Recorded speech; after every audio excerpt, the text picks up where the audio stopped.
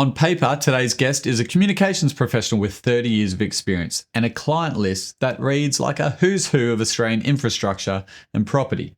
But the conversation wasn't all about that. It was about a father, a migration story, and what it means to leave something behind that matters. This is Through Your Lens, and this is Peppi Bueti. Peppi Bueti, thanks for coming in and being a guest on Through Your Lens podcast. Thanks, Tom. It's great to be here. I was only reflecting the other day when you had your profile in my weekly preview. We've known each other for 15 plus years back in those days when you used to work for Win TV, lugging a camera around. And it's been great watching your journey as well. You've got your own business now and you've got some staff and have some amazing clients. And we've worked together as well. So Thanks for the opportunity. No worries. Thank you. And isn't it funny reflecting like you would never guess where you end up 15 years ago or what life might look like and what changes it brings. But very happy to be sitting with you right here, right now. And consider you a good friend and an awesome person to work with. Yeah. And be around. And probably the best name I've ever heard, Peppi Bueti. Yeah, well, that's right. That's right. It's one of those things I've carried with me for 50 something years. And probably as a little kid growing up in Mount Gambier, it was a little bit weird, but get used to it. And the benefit now is when I ring someone or talk to someone, I just have to say my first name, Peppi, like Madonna does and Jesus and whoever else. Don't need a surname. Yeah, just roll with Peppi. Just roll with Peppi. They go, okay, there's only one. I think. Peppi, we usually dive in at the very deep end in this podcast. I like to keep it light. However, I really believe that the best parts of life often come from somewhere that was really difficult and you pop out the other side. Yep. Or you learn something at the very least. And that question is, what was the most difficult moment in life for you, or one of the most difficult moments where in hindsight you go, you know what, that was a bit of a blessing and I learned something from that. Is there something for you? Yeah, look, to be honest, there's probably two things that are on equal level. And I'm still probably trying to work out if either of them were a blessing. But the first one was my dad's passing. That's 11 years ago now. Like, he was a really well-respected person in the Mount Gambier community, a migrant who came here with basically a suitcase that had basically nothing in it, and started a new life for himself. And met mum in Australia and built businesses and became an integral part of the community. So when he passed away, it was a massive funeral, and there was people that came from everywhere to acknowledge the incredible life that he led. So that for us, because he had cancer and he had probably had about 15 months, of that whole treatment and whatever. But as a family, I've got 4 other siblings and mum, she's still with us. So it was tough for us because he was such a important part of our life. But what it did do was bring us really close together as a family, which might sound strange, but even in the 11 years since Dad's passing, I think us as family and siblings, I think we're as close now, probably even closer now than what we ever were, because of that bond that we formed while Dad was getting treatment in hospital and all that sort of stuff. So, yeah. Yep. Sounds like an amazing person. And, death is the ultimate reminder, isn't it, that we're not here forever and that life is precious. Yeah. Can I just jump in there? Because you're 100% correct. And now like 10 or 11 years have passed, and I think, geez, you know what, I wish, and we did some fantastic things together. We traveled and, we went overseas and, and we did lots of things in Australia and whatever. But, in those last couple of years, I wish I just had did some recordings like this, so so my boys would remember, and they met him and whatever, but just remember what he sounded like, and his voice and his message and his story. So so I get that's the role, the responsibility of us 5 siblings now, is to continue to tell his story and to our kids and and to other people that we know as well. Well, a great segue to talk more about this great man and family life back in the day in Mount Gambier. Yep. But tell me about he was born in Italy, your dad? Yeah. And tell me about the stories, or some of the stories he passed on to you, of how he got over here to Australia and why he did that. Yep. Okay. It's a crazy story, and growing up, you just sort of take it for granted, or it doesn't really impact you. But now, as you get older, you think, it's absolutely crazy what all migrants, and I say refugees as well, go through as well, to go to another country and basically start from scratch. they're the most courageous people I know, and my dad was one of hundreds and thousands of them that have made that journey. So he's from a little town in Italy called Calabria. Calabria is a region. It's sort of the toe of Italy. Yeah. So, and it's post-war in Italy, or most of Europe was ravaged, but Italy was doing it particularly tough. His brother moved to Australia a couple of years beforehand to find work, and he found his way into Mount Gambier.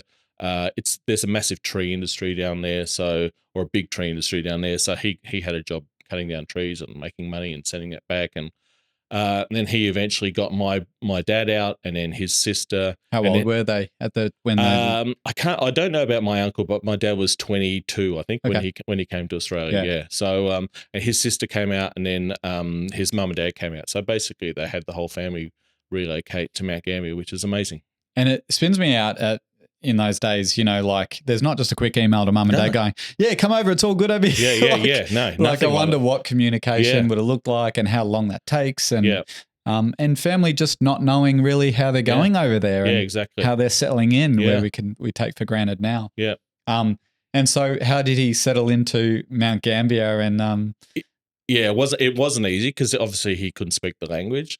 He had a brother who never spoke great English either. So, but look, found work easily. He was a mechanic by trade, but they didn't recognise his trade in Australia. So he basically went around, knocked on a heap of local, service dealerships or garages and said, I'll come and work for you for a week and see what I work like in his broken English. Yeah. And he did that, and they just saw how hard he worked and how diligent he was and whatever. And so he sort of worked as a mechanic for a while.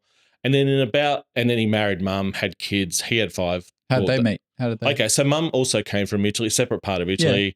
Yeah. It's only about 3 or 4 hours away from Calabria, so it's a little bit further north, sort of not far from Naples, I guess. Yep. They could speak to each other. That's a good start. They could speak to each other, although the dialects are different in Italy as well. So there's a bit of a challenge there. And also, I think I can talk about this now, but there's also an issue with people from Calabria and Sicily, because that's where the mafia is from. Oh. And my grandparents weren't keen on my mum marrying this guy from Calabria. Like rivals? Oh, well, no, because they could have mafia connections and they don't want... Yeah. So there was that. And just to be clear... Sicily or Calabria? Which one's both Sicilians and Calabria. That's where kind of the mafia has been located. So that's something you have to really check out if you get married to an Italian. Yeah, particularly from that part of Italy. Yeah, sure. Absolutely. Okay. So and so they were dead against it, but Dad obviously wooed Mum, and he did all the right things that you had to do back in those days, and so they met in Mount Gambier, and in about 1973, I think it was,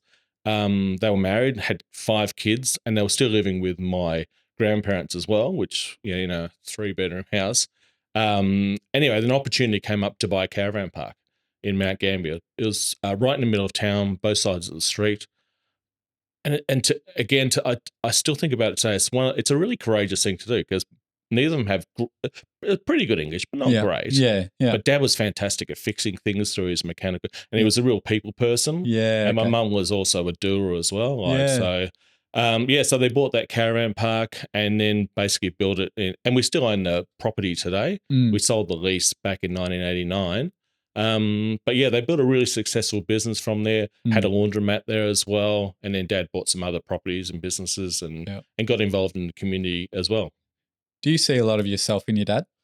A lot of people say I remind them of Dad, the way I behave and whatever, and the way I look, I guess. But no, you can't compare me to my dad. He was much more talented and skilled and courageous than I was. I haven't taken the risks or the things that he's done, but I do a lot of things that maybe he does, like start up my own business, and I do a lot of community stuff, which is my way of keeping his legacy going. But like people, talking to people, like connecting, like people, like communicating, like a wine. Yeah, like a wine, like really know the importance of family, that sort of stuff. So so I had those attributes, but he was far more courageous and risk adverse than I am. Tell me about the early days in Mount Gambier, childhood. What does it look like? So are you growing up in the caravan park? Yeah. So we grew up in a caravan park. Yeah. Wow. So we had a family home there. Yeah. And then we had, as I said, both sides of the road caravan, and all of us had our own little jobs in the caravan park. Yep. So My brother, who went on to become an accountant, he was great at the admin side of things. Yep. So he'd help mum out with that sort of stuff. Yep. My eldest brother was, quite handy, and my youngest brother were as well. So they did a lot of the stuff around the park. Yep. My sister did a lot of the admin stuff as well. Yep. And are you meeting kids from other families coming in? You're riding bikes around? Riding bikes, cricket matches, soccer matches. So anyone who was staying in the caravan park for a holiday or whatever, we'd organise cricket matches, which was fantastic. Yep. And also, because the caravan park was so central, all my mates would come there and we'd have cricket matches, soccer matches, footy matches, all that sort of stuff as well. Yeah. I didn't realise this, sorry. No, you go. I was just going to say we have this in common. Mum and Dad owned a backpackers hostel. Right, okay. I didn't. We moved in there when I was in my teens, but it was pretty good when the Swedish girls came over in the summer months. Anyway, I don't think we had anything like that. Or maybe I was just too. But it's interesting having. I was going to say strangers. They are strangers, like new people coming into your world in your home every year, every month, whatever it is, and you talk to so many different people, and we both end up in communications and media. And I wonder if do you think that formed the early days of you just communicating with people and being okay to talk to anyone? Yeah, I think that's part of it. Absolutely. What I didn't mention was my role, because I'm no good at fixing things and I'm no good at admin sort of stuff. So we also had a laundromat as well. So my job was it was a coin operated laundromat. So we had to sort of just make sure everything was working all right there'd be old people. There'd be all sorts of people that would What'd you have to do? Would you just help people wash their clothes? Yeah, no, they washed their, no, God, no. No, they would wash their own clothes, but you just make sure everything was clean and tidy and make sure that if someone needed some change or that sort of stuff. So that was your domain. That was my domain. So we'd be at night time, we'd be watching, I'm really showing my age here, but we'd watch the, say, Don Lane show.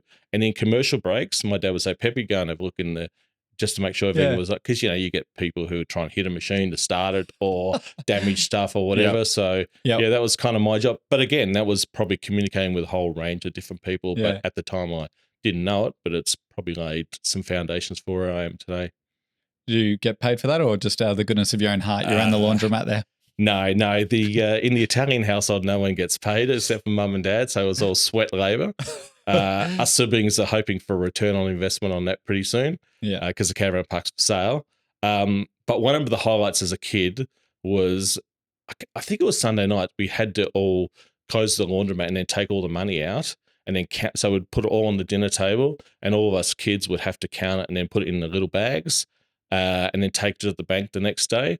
And the bank used to hate it because they'd had to recount it back then as well. So they used to hate when we'd walk in there with all this cash. But there was always a mountain of coins there that you'd have to count, which was fun. Did you just say you're selling it now? We're selling we're selling the land. Yeah. Oh, okay. Yeah. How's that feel for you? That's a good question. Why don't you give it to the boys? My boys won't move to Mount Gambier. They love the lifestyle here too much. They do love going back, which I'm happy to talk about later. How do I feel about it? I think it's just time. Like we've had it in the family for a long time. My mum's getting older as well, and it's an opportunity for us to do whatever we want to do with whatever the proceeds are from that sale. Yep. What was it like going to school in Mount Gambier and growing up? And what were you like? How would you describe Peppi Bueti, the 10-year-old, the 12-year-old? Yeah, okay. How was growing up? Mount Gambier is a great place to grow up. It's a small town. The population there is probably about 30,000. Maybe back then it might have been 15 or 20 or something. It hasn't really grown much over the years. But I was lucky. I have a lot of family there. So both mum and dad's sides had a lot of family. So we had lots of aunties and uncles and, their kids and whatever. So I'm close with all of them today. If I go back home, say to the soccer on a Sunday when I'm down there, like my cousin is the head coach, my brother's the assistant coach, my nephew's the star striker. So, and everyone that you go and see, it's like being back there 30 years ago. So I love that. I love that connection piece that I still have with the town. Were there many, just speaking to, I guess, soccer, football, were there many other Italians in Mount Gambier that created the soccer or were involved in the football club? Yeah. So the soccer club was formed about, let's say, 60, 65 years ago from this strong Italian community, because a lot of them worked in that timber industry. A lot of them were builders and all that sort of stuff. Yeah, worked in factories, all that sort of stuff. Yeah. My dad was probably the outlier, doing something completely different in that tourism, caravan park space, but that was him. He was a bit of a maverick. Yeah. with regards to that. With regards to going up Mount Gambier, fantastic. Like I've got mates. Well, this year we're celebrating or acknowledging 50 years of friendship because we all went to school in the early 70s, and we're still great mates. Bruce, Tony, James. I know they'll listen to this and they'll want to shout out. So there's your shout out, boys. But yeah, we try and catch up once a year, either in Melbourne or Adelaide or wherever. And we always have a good time. So yeah, we've all gone our own separate ways and whatever, but yeah, the friendship is still strong. And I played cricket, I played soccer, I played AFL as well. So I've got some really good connections down there as well through that as well. You mentioned earlier that, you've come to peace with the name Peppi and how that might be different to what's the average Australian name these days, but in a small country rural town, called Peppi. How did you sit with that? Were you? I reckon you were either the most popular guy in school, or you were just quiet and went about your own business. How would you describe how you were in the schoolyard? Yeah, I was probably a little bit of everything, to be honest. Like if I needed to be the extrovert, I'd be the extrovert. If I had to be the quiet guy, just knowing where my place was. I think it depends on what environment I was in as well. So I can be outgoing, but I also like my own sort of quiet time as well. I think ultimately, if people reflect on me, they'd probably think I was the fun guy, the guy that you could have a laugh with, have a bit of fun, don't take myself too seriously, that sort of stuff. And what is it like to take your boys back there today and back to the old stomping ground? Yeah. You probably might have seen my eyes light up there a little bit. I'm really lucky because both my boys, one's 23 and the other one's 20.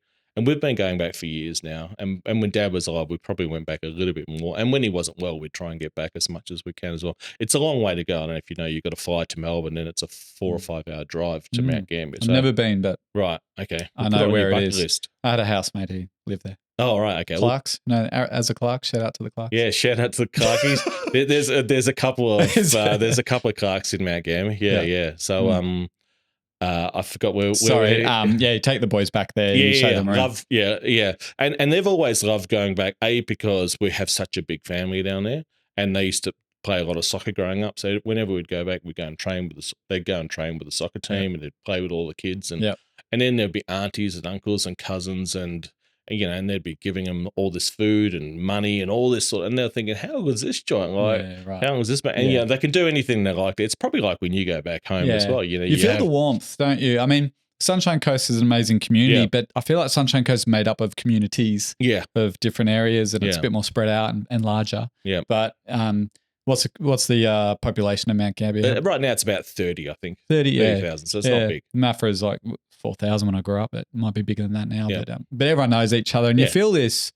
I don't know, people are friendly. People are really friendly and warm and welcoming. Just country Aussie hospitality. Yeah, exactly. Yeah, and the fact that I've been there my family's been there a long time. We have a lot of connections there. It just makes it easier for everyone to for the boy and my wife as well. Everyone everyone just has a really good time. So yeah. What's it like for you being a parent now on the Sunshine Coast? And I mean, I just feel it's such a privileged place to live.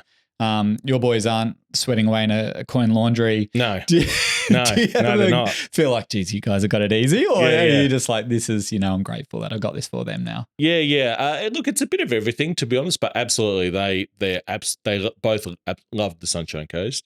It's just an incredible place. It really is, from the beaches to the hinterland and everything in between. And they've had a pretty good life. They both went to really good schools. One's at uni now, the other one's got work, and they've got really a great network of friends as well, which is really good. We've met all their friends and most of their friends, I should say. They're really good kids as well. They both played soccer and other sports, and we were actively involved in that when they were doing that as well. So they've got a pretty good life up here. How would you describe what you do to the people listening or watching? What's I know your title is the director of Sunny Comms, but what does that mean and what do you do? Okay, yeah. Look, if I had $1 for every time I've had to answer this, a lot of people say, oh, Peppi, you're a really good bloke and you've got a really interesting social media stuff and whatever, but what do you do?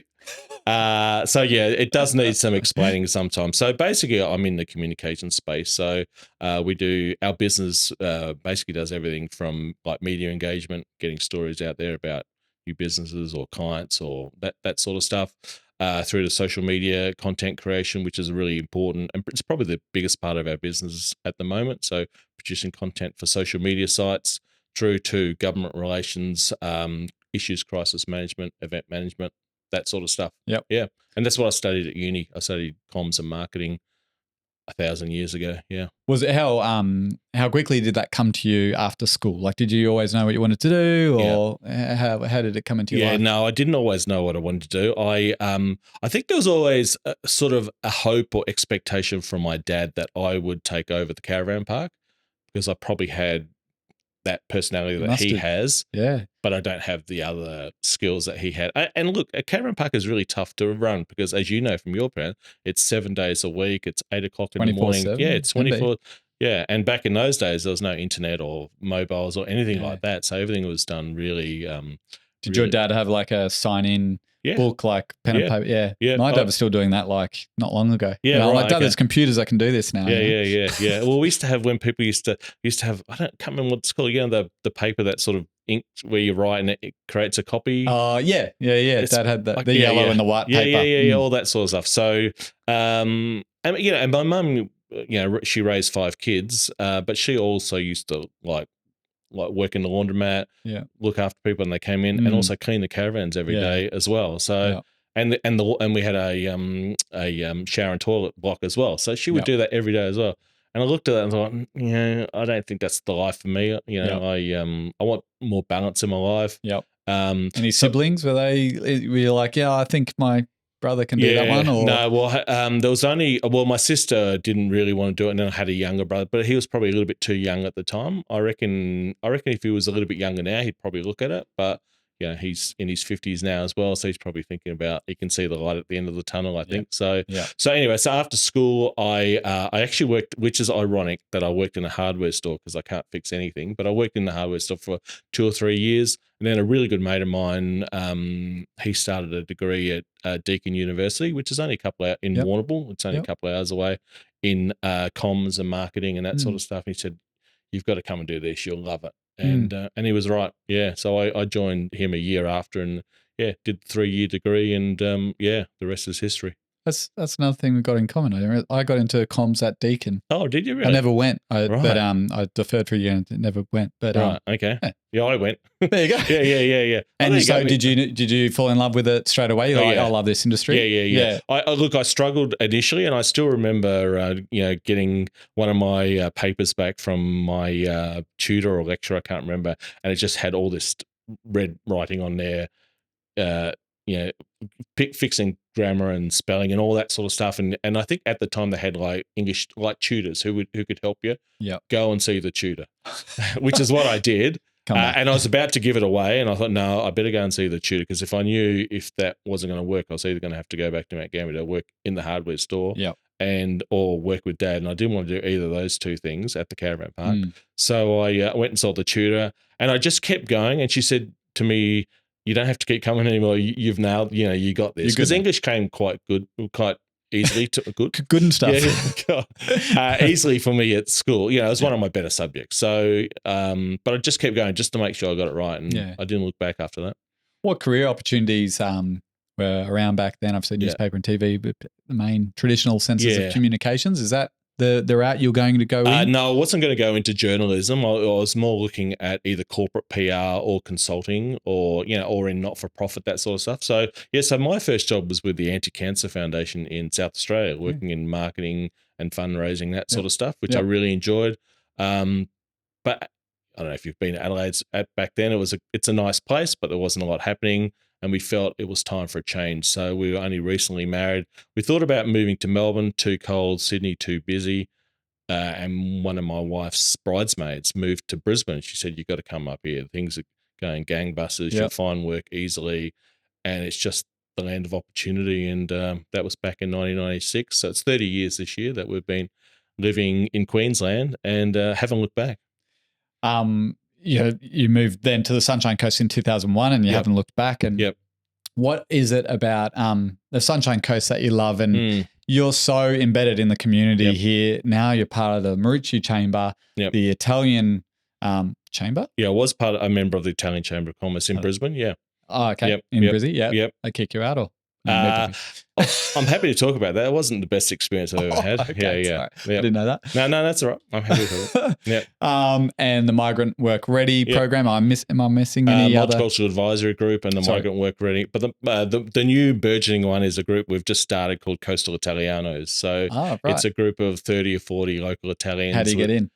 We have to be Italian. So your surname. I love pizza and pasta. Doesn't matter. No, okay. Yeah. Your surname needs to end in a vowel. That's probably the first thing that Rolenzo? Yeah. Put a vowel on the end. So we kind of meet a couple of times a year just for drinks and get together. But we're working on a project right now, which I'll give you the exclusive for. We're you heard it here on Through Your Lens. That's right. Yeah, we're creating an old school or old style Italian dinner dance, which is what a lot of us, like our soccer club back in Mount Gambier, the guys that came from Melbourne, Sydney, elsewhere, like in those communities, the Italian communities would often have like a proper Italian band, 3-course meals, great music, great food, lots of drinks, dancing, all that sort of stuff. So, and we want to have make it as a fundraiser for Bloom Hill, the local cancer charity as well. So we've got their support at the moment. So we're just sort of in the early stages of planning that, but I'm really looking forward to that. I just feel like that's going to be a great chance for me to go back to my, a young fella, going to those dinner dances, or they're similar to weddings where everything's kind of a bit over the top. There's lots of noise, lots of food, lots of whatever, but it's going to be great fun. The Sunshine Coast has changed a lot in the last decade. I guess, some friends and maybe even family members often say to me, Sunshine, they're in Melbourne, very multicultural restaurant, cafes, bars, etc. And they look down on the Sunshine Coast, I feel like sometimes thinking, we don't have culture. We don't have that multiculturalism here. Yeah. What can you say to them? How do you describe? Well, Peppi Bueti says, my mate Peppi Bueti says, well, the truth is 1 in 5 people on the Sunshine Coast were born overseas. So it's actually more multicultural than you think. Yeah. And that's going to continue, regardless of what people think or whatever, that'll continue to increase as well, as we need people to work in the hospitals, in construction sites, at the airport. Yeah. Cleaning jobs, the whole lot. So what else is great about that, do you think? What else is great about people from other countries and cultures becoming part of the Sunshine Coast fabric? Yeah, I think it's just the diversity that it brings to the region. It's not, steak and 3 veg kind of town anymore. I remember when we moved here in 2001, like if you compare the food scene then to what it is now, it's completely different. Definitely. So, and it'll continue to evolve as well. So, and as a son of migrants, I think it's incumbent on me to kind of be encouraging and welcoming and making sure that when migrants who come here are given as much support as they possibly can. Can you tell me more about the Migrant Work Ready program? Yep. How do you help the migrants and new people into the Sunshine Coast? So just so it's clear, so that's a program that I was part of with the Sunshine Coast Council. It's run by a separate group now, so I'm not part of it anymore. Okay. But at the time, it was an 8-week program for migrants who are new to the Sunshine Coast. They had to have all the right visas and work and whatever. And then we just worked through, interview, how to do a proper interview, how to network, how to communicate, how to build your profile, all that sort of stuff. So we did that over an 8-week journey. We had a celebration event at the end. As part of my role in the Maroochydore Chamber of Commerce, we gave everyone free membership for a year so they'd come along and network. And a number of them took up that opportunity as well. So, so it was really about bringing migrants here, understanding what skills they have, because a lot of them are underemployed as well. And you think about my dad who, 60 whatever years ago came over. And, I was just thinking that. Like he had a mechanics qualifications and it wasn't accepted. So and you think about now, like the Uber drivers and taxi or whatever, cleaners, whatever, who their skills aren't recognised. But I think, we need more skilled people here and they're being underutilised. What else can we say about the Sunshine Coast community? Or what else do you love about the Sunshine Coast community? I think you said the word before. You did say the word before. It's a really welcoming place. I feel like everyone here, and as I said before, I'm part of the Maroochydore Chamber. And one of the things Brendan Battersby, our president, says all the time is that we're all from somewhere else. So look out for someone who you don't know or someone who's standing by themselves. Introduce yourself and make them feel welcome. And I feel the coast is a really welcoming place. Yeah, so I think that's probably the priority. That's probably the number one thing. But obviously, the environment here is incredible. Like the beaches are amazing. The hinterland is spectacular. You know, when you think about like, you know, we live reasonably close to your office here, and we can be in Noosa in 35, 40 minutes. You know, if that's what you want to do. I go for holidays in Noosa. Yeah. Like, you know, it's 30 minutes away, but people spend thousands of dollars to try and get there. Yeah. I'm like, it's on our doorstep. Why don't we all just you know, have weekenders up here, because it's stunning. Everywhere's stunning. Up there. We're spoiled for choice. I think that's the I thing. feel like when I'm driving into Noosa, and probably because I actually don't know that many people there, I kind of feel like I'm on holidays. Whereas if you're in Mooloolaba and Richard, you're kind of bound to run into something. And there's nothing wrong with that either. But it's nice just. Hey, Peppi, where's my media release? Yeah. All that sort of stuff. Yeah. So. Yeah. I actually often say that about the Sunshine Coast, and this will be a nice segue into, you know, having a business here. Is that it is large enough and diverse enough to have a business and to do well in business, but also small enough to bump into the person at the cafe, and have that local feel, which is a really nice balance. So, what's it like running a business here? And you have had some changes over the last few years, merged with Lizzie and created Sunny Comms. Can you talk through that story and explain what Sunny Comms is? Yep, sure. Okay. So I think the first of all is that when I became a parent, I didn't want to be the guy who traveled to Brisbane every day for work or worked in the mines and did all the FIFO. I wanted to be really. You would have been good at that. Oh yeah, I would have been brilliant at it. Yeah. See these hands that have never really done much hard work, to be honest, and I'm the first to say that. I wanted to be present as a father, so I wanted to be here. So I needed to create, and I could have worked in some corporate jobs here, I guess. But yeah, the idea of starting up my own business really appealed to me, and I've done that for 15 years or whatever now. So I've been fortunate enough to drive my boys to school every day. Pack them lunch in the mornings, take them to soccer training. So be a really active parent, which is what I wanted to be. So that's been really good.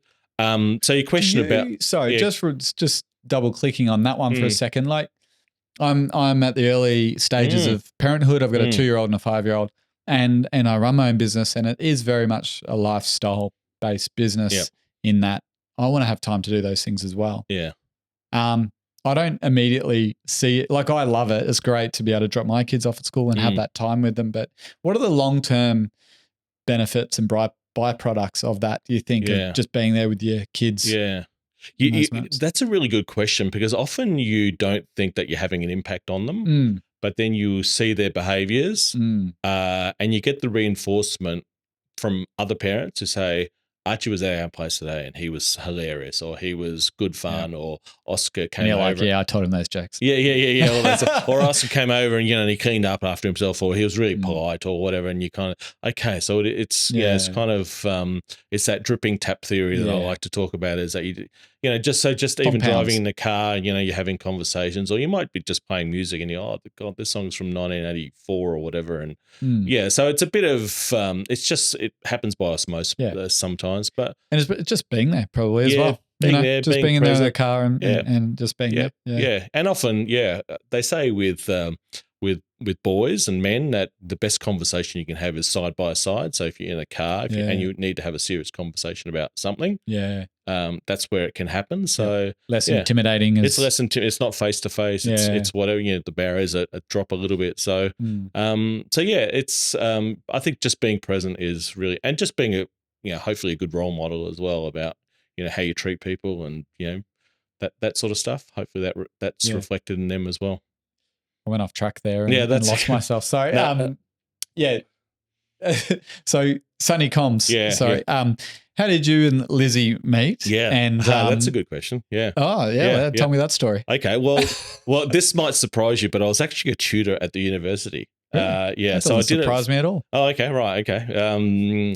So I did that up until the year Dad passed away. So, which was 2015. So in my very first year, Lizzie was one of my students. Oh, okay. Yeah. So I remember she was Lizzie Oakley back then, and excuse me, and we just she was a great student, obviously, and we just always sort of kept in contact through social media. And she went on to work for some other marketing companies, and then she started up her own business, and I'd start up my own business, and we did have a chat probably 5 years ago about merging our business, and she said no, I'm not, because she was doing some consulting for me as well with her staff. Okay. So we'd have some similar clients, Yeah. which was great. Yep. Because what it's like running your own business. You're finding, minding, and grinding. Yes. And I was doing all that sort of stuff. So and maybe some of it was being done well and others not so well. So having Lizzie and her team help out with client work was fantastic. So so at that time, she didn't want to merge because she wanted to set up her own business, and she did that. She employed a couple of staff and won a business award like you did, and all that sort of stuff.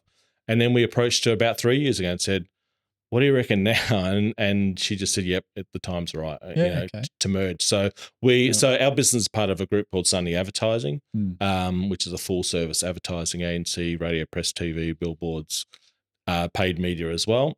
So the PR sits in there, but as a separate business. So Lizzie and I are equal business partners in that, and her team has joined us as well. So and we've grown from 4 till 6 now. So awesome. So it's a good sized business. So cool. And how do you feel about, you've been in media for a little while now? Yep. How do you feel about the ever-changing landscape? And it feels like it's speeding up, you know, into this world of AI and things like that. How have you learnt to adapt with it? Or do you just stick to what you know and go, Lizzie, you can do that stuff? Yeah, I think that's kind of what Lizzie brings to the table is that real understanding of what's happening in that social media space.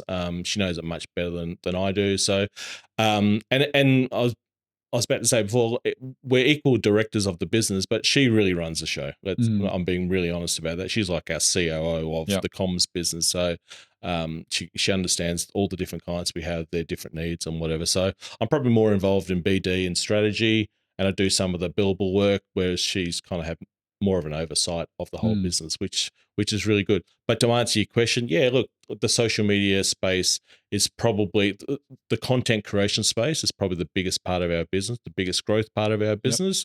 We have a number of clients. That's all we do for them is looking after their social media work. And I guess the traditional PR, media engagement, that sort of stuff, a lot of that is really lumpy as well. You'll do a bit for client and you won't do anything for a while. Whereas the social media stuff is always on. So it's nice to have that combination that we can offer clients as well. With regards to AI, we're really lucky. I know you've interviewed Matt Travers from our office. So he set up Brave, which is it's a consulting business, but we get an unfair advantage really because we get access to that, all the new learnings, all the new things that we can improve our business from. So we're just finding that's helps make us more efficient in what we do, with regards to idea generation or just getting some things happening or just improving the processes within the business as well. Now, I know you told me to take this off the run sheet. I had some themes and topics, and I think one of them was like mastery around communication. We don't have to deep dive on this, but look, well, this is the funny thing to me is because from the outside looking in, your superpower is communication, you know, and you do it in a very natural, unforced way. But I wonder, like, how much do you have you worked on that, or where have you picked up those skills? Like, is it just being involved in community and the willingness to be there? Is that just it for you, or do you work on like active listening and ways to communicate? Like, what's your secrets?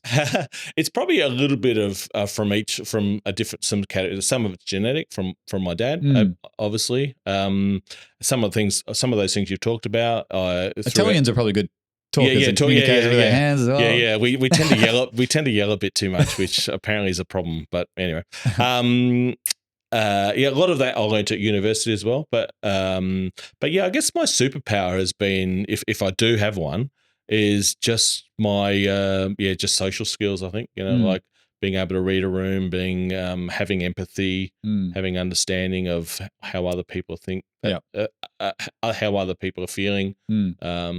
Not talking about myself, that sort of stuff. I think, you have a level of calm as well. I think that just, we've been in business meetings together as well. And it's just a very nice sense of calm and just, asking the right questions at the right time. But just genetics, you reckon? Well, I think there's a lot of genetics. But there's a saying, we've all heard it, you have 2 ears and 1 mouth and use them that way. I don't talk a lot in meetings. Like I'm really listening, taking notes, listening for nuances, listening, and when you come out of a meeting and you might write some notes or a media release or a report, and you'll just make a little note of something that they said that will resonate with them because it was important to them at the time, but they might have said it fleetingly or flippantly, I should say. So so it's just kind of it's listening skills are really, really important. So yeah. In this day and age, with AI and with so much social media and communication via online platforms, how important is it to be face to face and talk to people? And do you think that's at risk a little bit? Joe, I think it's at risk. I feel, I'm really traditional, old school. I much prefer to meet someone face to face for a meeting and that sort of stuff. I mean, obviously, time doesn't always dictate that, but yeah, it's probably becoming maybe a little bit of a lost art. But I think if you can do it well, the great Scott Galloway. I don't know if you listen to his podcast. He runs Pivot and a couple of he and a couple other podcasts and. With this whole world, so his background's marketing and business, and he's made a lot of money in a whole heap of different ventures. But he still firmly believes that the skill that young people need nowadays is good communication skills. So and AI is great, but it's a tool. You still need to be able to understand nuance and have those listening skills and the ability to communicate thoughts clearly.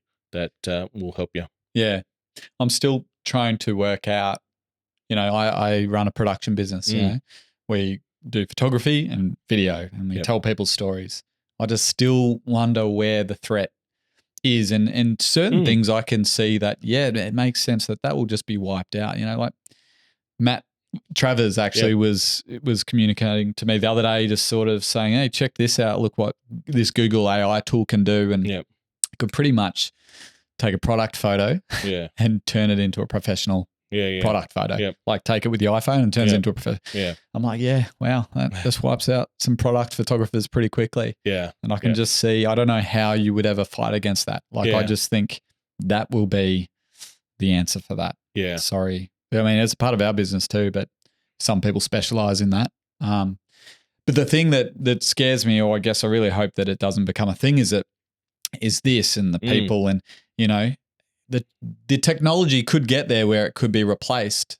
But do we want that? Like just because we can do it, do we do it? Yeah, it's dumbing down people. I think that a lot of that is. But we live in an age of storytelling as well. And if you ask me what I do, that's probably it. We're storytellers. We tell stories about businesses and individuals and organizations. So, and people crave that nowadays as well. So, there's different ways of selling, but if you can tell a story around that sale and, like you think about, I don't know, a steak that you might eat for dinner or whatever, if you know where it comes from and, where the cows are from and that part of the world, and it just makes it a little bit more interesting and, appealing as well. Yeah. And I guess there's an opportunity now to bring more of a human element into everything we do because people do crave that connection. That real connection. Yeah. I think about like, when you write a media release, there's obviously some facts that you need to have in there, but to me, the most important thing and the advice I pass on to anyone who I'm teaching about writing a media release is you've got to have as much good direct quotes as you possibly can from a person, because that adds flavor, it adds context, it adds interest levels that, the other stuff just doesn't add as well. So I think that's really important. How do you like the mentoring role? Like you've got some younger, I was going to say students. They're not students. They're team members. We pay them. No, don't worry. We pay them. Yeah. What's it like imparting your wisdom with them? Do you enjoy that role, or is it something that you just sort of dance around? Look, I'd probably play more of a leadership role with how the business is run and that sort of stuff, as opposed to the day-to-day stuff, because to be honest, they know a lot more about what they're doing than I do. So, and what I'm learning, particularly since merging with Lizzie, is the importance of just getting out of the way. Yeah, that's, and it's not easy when you've run your own show for a long time and you've been the guy who's done the finding, minding and grinding. But if you're going to create the next generation of leaders in our business or wherever, you're there when they need support. You provide guardrails like a parent might do, but also just get out of the way and let them do their job. Did that take a while for you to work out? Or because I know for me, I felt that too. Like I would, when I first started having a team and staff, I would, God, no, you do it like this, or getting in hands on. Now I'm very okay with being out of it, letting them do it. But it took me a while. Yeah, no, I think I picked that up. I think my soft skills are really good. And Okay, so it was just me. Yep. Say it again? It was just me that Oh, just yeah, wanted to be too. yeah, sorry. Is that what you want me to say? Yeah, just you, yeah. No, I think I picked that up pretty early as well. Like, Lizzie and I would sit in on a client meeting, and she's great at that, the storytelling and whatever. And I'm probably more, I think of it like a commentary team. Like, she's doing the ball by ball description and I'm doing the special comments.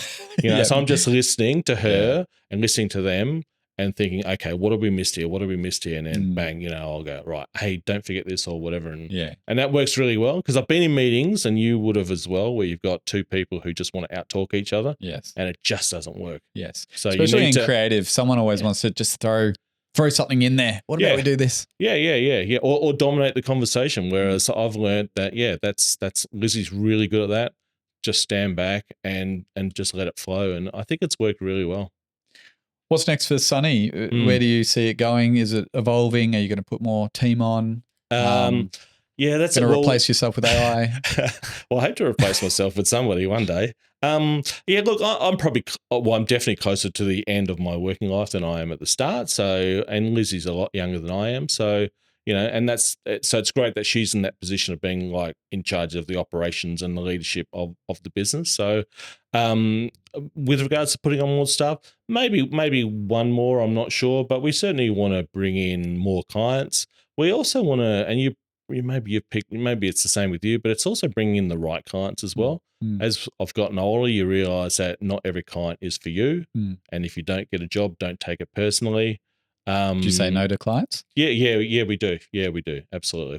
If we feel we're just not, what the kids saying, vibing, we just go, nah, this is not for us. We have to walk away. And we've done that, and we've actually told some clients that, we actually can't work together anymore. It's not you, it's me, that sort of stuff. But you do that for peace of mind for your staff who might be having a hard time for whatever reason.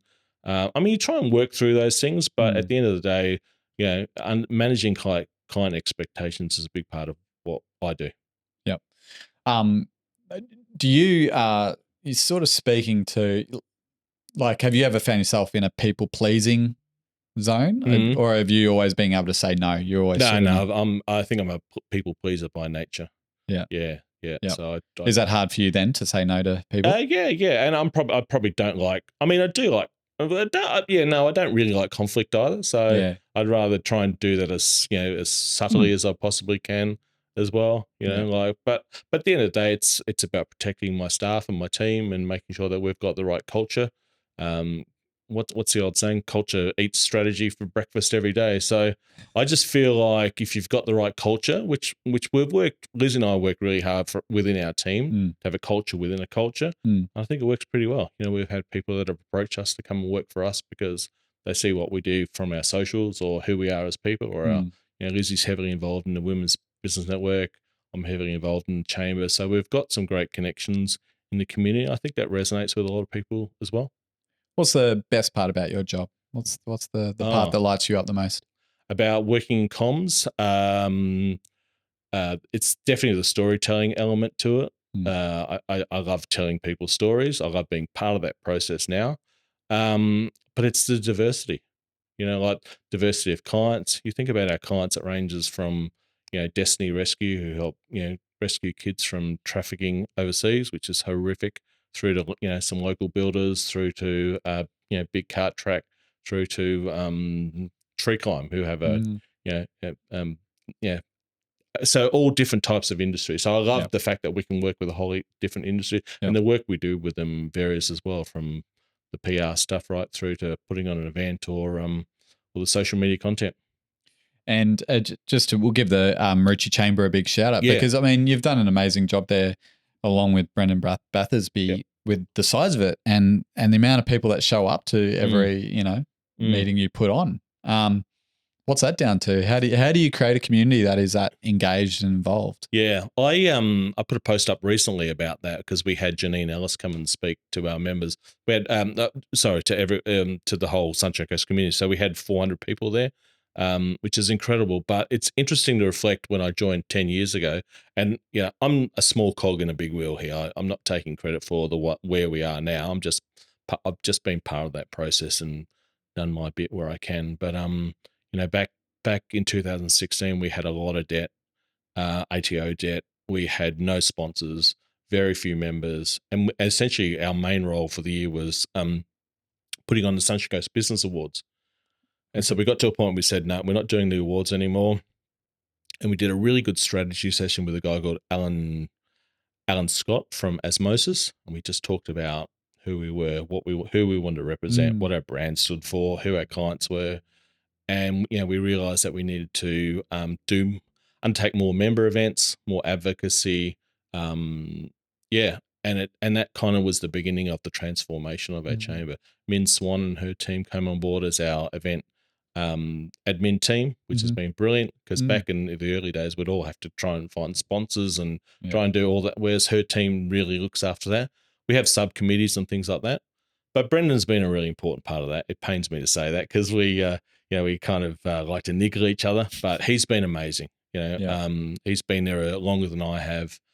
He's been president for 7 or 8 years, and he just, as I said before, he's been he makes sure that we're really welcoming to new people and to all our sponsors and everyone as well. So I think that's been a really important part of the culture that we've created, and I firmly believe that everyone on our executive team is there for the right reason. They're not there for self-interest. And I've said this, I wrote this on my LinkedIn profile. I think the knowledge and the skills and experience around that table is strong enough to lead a medium to large size organization as well. That's the level of expertise that we have available to us, which is incredible. Yeah, you've done an amazing job, and you continue to do an incredible job of bringing people together. I think that's another superpower we haven't really touched on. And I don't think you force any of these things. I think it does come from a place of just naturally liking people and storytelling and bringing people together. Helped me find a lot of clients, so thank you for that. And that's all right. Connect me with the right people, as you've done with so many people on the coast. Let's go full circle. We'll wrap things up. I appreciate your time, and I know you've got things to do. That's okay. Yeah, just on that. Yeah, I do like. I do like connecting people, and something that just popped in my head was the circle work thing that we used to do. We haven't done it for a little while, but we both love AFL. For people who don't know, circle works where you basically get a couple of footballs, everyone just goes around circle and kicks it, marks it, and I just love that stuff. You know, like I haven't played footy for 40 years or whatever it's been, but it's almost nostalgic, isn't it? It is. It's a kind of look back, but it's getting older guys my age, I should say, out having a kick, and then younger guys running around, and then we all have a beer afterwards, and it's a bit to paint the picture as well for those listening and watching.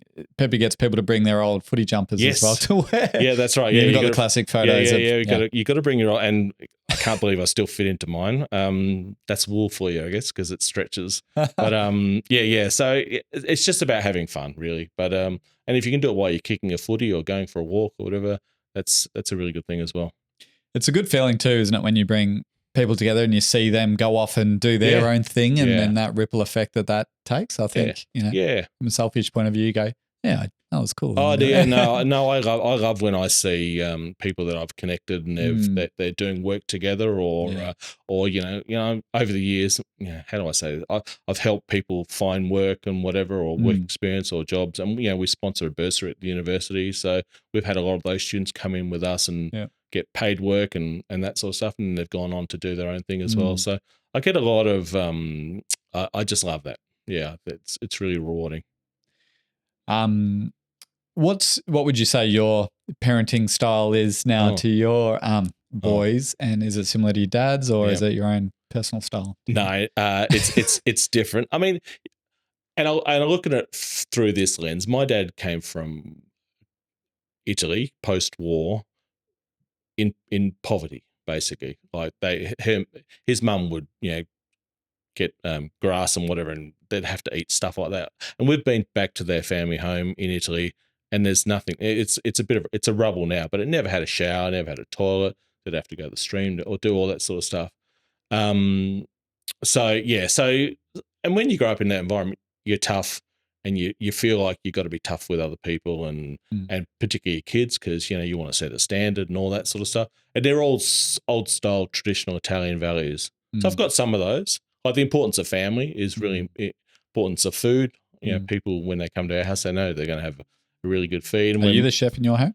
We actually both share. Angela's a really good cook as well. Yeah. I'm probably more. This mightn't surprise you, but I'm the ideas guy, and she does the execution. She's really good at making it look good and taste good, and that. Project manager, ideas. Yeah, ideas. Here you go. Yeah. There you go. Yeah. But yeah, no, but barbecue, pasta, or most of that stuff I can do as well. But when my kids' mates come over, I always make sure they have a big feed, and they say, "Oh, we always have a good feed around."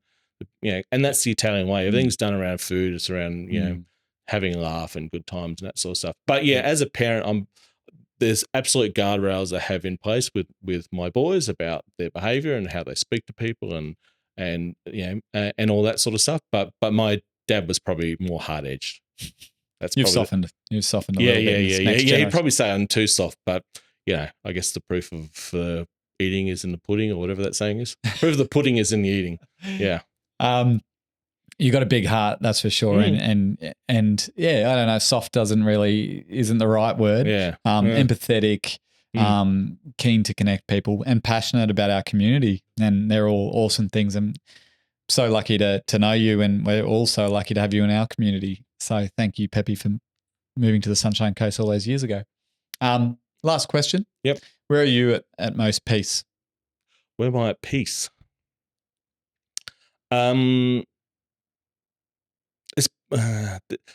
It's probably two ways of answering that. One is I have a really strong routine that I go through every day, like exercising and coffee and walking the dog, and so I'm really at peace in that space because that's kind of my time to kind of set myself up for the day or the end of the day, whenever I'm doing it.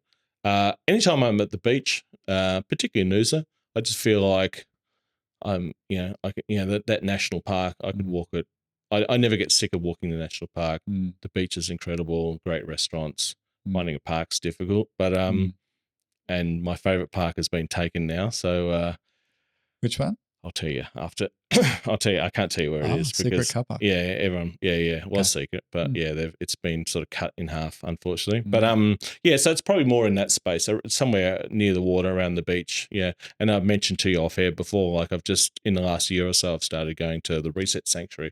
So doing ice bars and things like that. So just in that water space, I just find really calming, peace. Love it. Thank you so much for coming in today. No, it's my pleasure, Tom. Thank you, and keep up the great work. Hey everyone, thanks for watching the show. This podcast is truly a passion project for me and the small but awesome team behind the scenes. We pour our hearts into bringing you these honest and insightful conversations. But I can't tell you how much it helps when you hit that follow or subscribe button. The show gets bigger, which means we can expand the production and we can continue to bring in amazing guests from all walks of life. Please help us to do this thing that we love and hit that follow or subscribe button. We appreciate you being here. Thank you.